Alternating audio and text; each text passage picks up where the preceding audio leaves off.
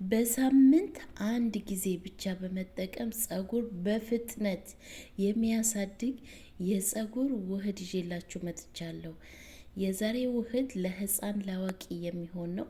ፀጉራችሁ ለሚሰባበር፣ ፀጉራችሁ ለሚነቃቀል፣ ጫፍ ጫፉ ለሚደርቅ፣ ጫፍ ጫፉ ለሚበጣጠስ በአንድ ጊዜ ብቻ ስትጠቀሙት ፀጉር የሚያለሰልስ ፀጉር የሚያሳድግ የፀጉር ውህድ ነው ይዤላችሁ የመጣሁት።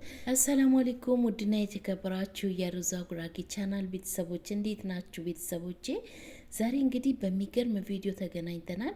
አጠቃቀሙን አሰራሩን አሳያችኋለሁ። ቀጥታ ወደ አሰራሩ እንግባ።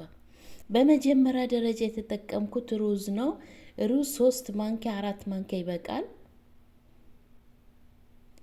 2 ፍሬ ካሮት ቆራርጬ አጥቤ በደንብ አድርጌ በዚህ መልኩ 1 ብርጭቆ ውሃ ጨምሬያለሁ። መጨረሻ ላይ ውሃ ጨምራለሁ። እንዴት አድርጌ እንደምጨምር አሳያችኋለሁ። ሌሎችም ግብአቶች የምጨምራቸው ግብአቶች ስላሉ ቪዲዮውን እስከ መጨረሻ ተከታተሉት። እስካሁን የተጠቀምኩት 4 ግብአቶች ናቸው። ቅርንፉድ፣ ካሮትና ሩዝ፣ ውሃ 1 ብርጭቆ ውሃ፣ ቅርንፉድ 1 ማንኪያ ተጠቅሜያለሁ። በዚህ መልኩ ሁሉንም ግብአቶች እፈጫቸዋለሁ። መፍጫ ከሌላችሁ ካሮቱን ፍቅፍቅ አድርጋችሁ ውሃውን ማጥለል ትችላላችሁ፣ መቀቀልም ትችላላችሁ። እኔ ግን መቀቀል አልፈልግም። መጨረሻ ላይ እንዴት አድርጌ ፀጉሬን በሚያለሰልስልኝ መልኩ እንዴት አድርጌ እንደምሰራ አሳያችኋለሁ። ሩዙን ዘፍስፋችሁ ብታስቀምጡት የተመረጠ ነው። በዚህ መልኩ አጥልዬ 2 ማንኪያ ነሻ ጨምርበታለሁ።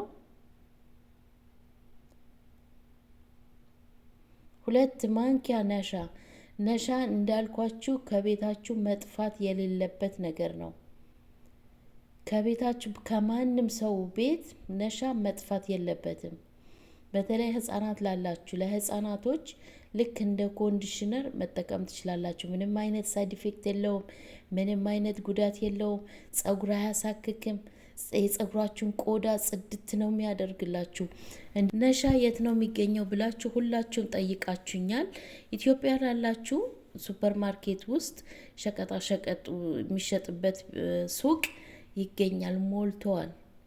ሂዱና ነሻ ብላችሁ ጠይቁ፣ ወይም ኮርን ስታርች ብላችሁ ጠይቋቸው። በካርቶን ነው ያለው።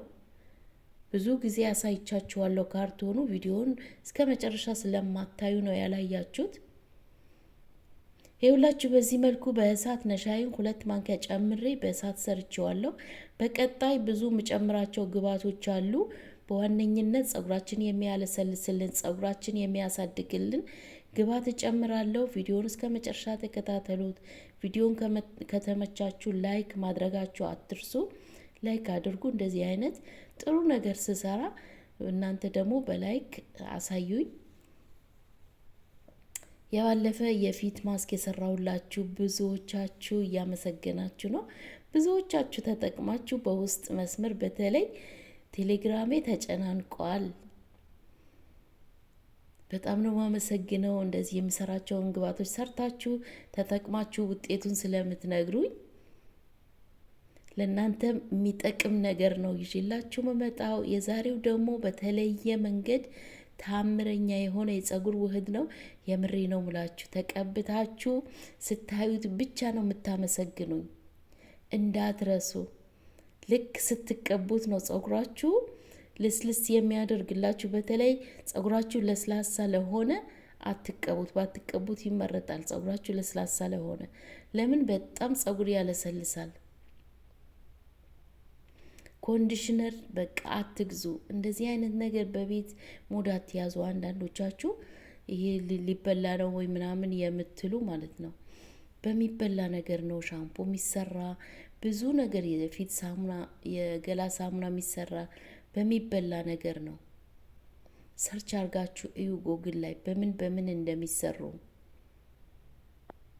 ስለዚህ በቤታችሁ ውስጥ ግን እነሱ ኬሚካል ይጨምራሉ። በቤታችሁ ውስጥ ከኬሚካል ነፃ የሆነ ቆዳችሁ በማይጎዳው መልኩ፣ ፀጉራችሁ በማይጎዳባችሁ መልኩ በዚህ መልኩ ሰርታችሁ መጠቀም ትችላላችሁ። አያችሁት? እዚህ ጋር ኦሊቬራ ነው ፍቅፍቅ አድርጌ ያዘጋጀሁት ስለነበረኝ እዚህ ጋር እናንተን እንደዚህ አዘጋጅታችሁ ማስቀመጥ ትችላላችሁ። ፍሪጅ ውስጥ አስቀምጬው ነው አጥልዬ እጨምርበታለሁ። ግዴታ ነው፣ ኦሊቬራ ግዴታ ነው ጸጉራችሁ እንዲያሳድግላችሁ። ይሄንን የፊታችሁ ቆዳ ማዲያት ያጠፋላችኋል። ጸጉራችሁ ይሄንን ብቻ በመጠቀም ብቻ ጸጉራችሁ ማሳደግ ትችላላችሁ። ኢትዮጵያ በተለይ ላላችሁ ሞልተዋል ሬት ይባላል ኦሊቬራውን። እሱን ብቻ ጸጉራችሁ በመጠቀም ጸጉራችሁ ማሳደግ ትችላላችሁ። የምሬ ነው ሙላችሁ። ጓደኛዬ እሱን ብቻ እየተጠቀመች በእድሜም ትልቅ እንትናት ተለቅ ትላለች። ጸጉሯ እንደ ወንዶች መላጣ ሆኖ ነበረ። ወላሂ ነው ሙላችሁ። ታምር ነው ያየሁት። በ3 ወር ውስጥ በቃ ምን ልበላችሁ፣ ጸጉሯ ልክ እንደ አፍሮ አደገላት ማለት ነው።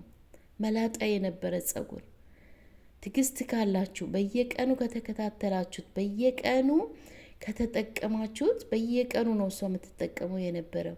ምንም አይነት ጉዳት ስለሌለው በየቀኑ ትጠቀመው ነበር እና በ3 ወር ውስጥ ጸጉሯ አደገላት። ስለዚህ ኦሊቬራን ብቻ በመጠቀም ጸጉራችሁ ማሳደግ ትችላላችሁ። ይኸው በዚህ መልኩ ከውህዴ ጋር አንድ ላይ አቀላቅዬ አሁን ዘይት ጨምርበታለሁ። ይሄንን ዘይት ባለፈ ሰርቼዋለሁ። የሚገርም ዘይት ነው። ሽታው ልነግራችሁ አልችልም። በጥቁር አዝሙድ በሌሎችም ግብአቶች ነው የሰራሁት። ለሽበት ብዬ የሰራሁት ዘይት ነው። ሁላችሁም ተጠቀሙት። ገብታችሁ አይታችሁ የምሬ ነው ሙላችሁ ሁላችሁም ተጠቀሙት። ሽታው ራሱ የጥቁር አዝሙዱ ሽታ ልነግራችሁ አልችልም። ዘይት ከውጭ አትግዙ። በቤታችሁ ውስጥ እንደዚህ ሰርታችሁ ተጠቀሙ። በሱ ዘይት ጨምሬበታለሁ። በዚህ መልኩ አንድ ላይ አቀላቅለዋለሁ። አያችሁት? እዩት ውፍረቱ። ይሄንን ውህድ እኔ ለአንድ ጊዜ ብቻ አይደለም 3 ነው የምጠቀምበት። ውህዱን ስትቀቡ ብዙ አትቀቡ፣ እንደዚህ እየፈሰሰ ስለሚያስቸግራችሁ። ይሄ አሁን ለ3 ጊዜ ይበቃኛል። ማስቀመጥ እንችላለን ፍሪጅ ውስጥ ምንም አይሆንም። ለ3 ሳምንት ይቀመጣል። አሁን በሳምንት አንዴ መጠቀም የምትፈልጉ ለ3 ሳምንት። እኔ ግን በሳምንት 2 ነው የምጠቀመው። በሳምንት 2 ጊዜ እጠቀማለሁ። እናንተም በሳምንት አንዴ በሳምንት 2 መጠቀም ትችላላችሁ። ተቀብታችሁ 1 ሰዓት በቂ ነው። አቆይታችሁ መታጠብ 1 ሰዓት 2 ሰዓት እንደፈለጋችሁ ማቆየት ትችላላችሁ። መታጠብ እንግዲህ ይሄንን ውህድ የተጠቀማችሁ ሀሳብ አስተያየታችሁ ፈልጋለሁ። የዛሬ ቪዲዮ ይሄንን ይመስል ነበር።